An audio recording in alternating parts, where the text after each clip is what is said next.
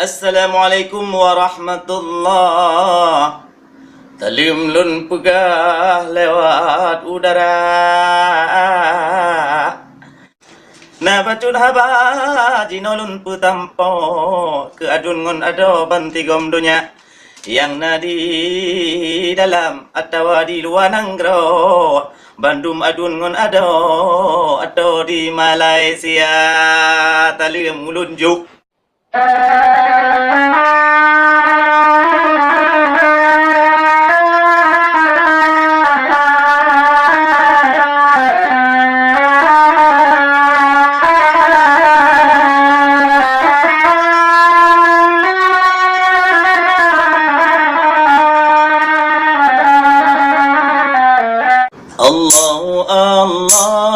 Allah terpuja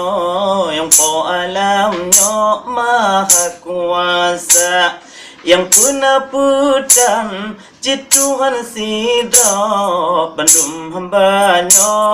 milik Rabbana, yang puja putan hadap Tuhan sidap bandum hambanya milik Rabbana. Selawat salam Bandung ketanya ke Nabi Tidratul Mulia, Nabi Muhammad pangulai langgra betu tanya selawat baca keluarga gapnya dan sahabat beliau malam ngon uro tua tu bena ngon rahman Allah limpah mekata lun harutawa ke hai bencana lun harutawa ke hai bencana sabah mutiba Allah bikno peringatannya umat manusia Allah nu cuba ke hamba dumnya takalon kedrongan dua mata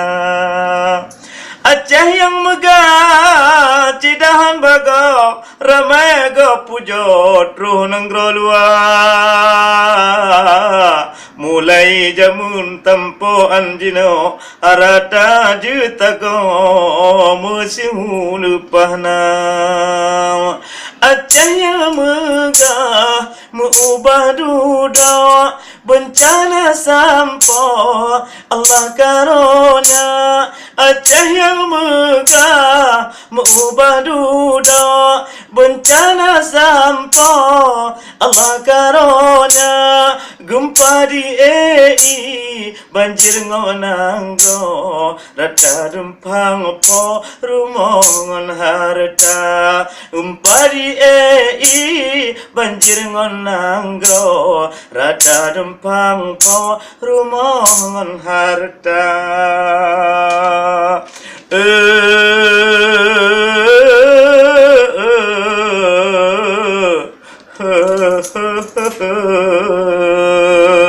yang dua tolak di bapor kedua gelombang tempo tsunami teka meningai manusia rata jetago menyoruh tamo hantip ia mata mayat mekapa dengku rata jetago agam ngon bino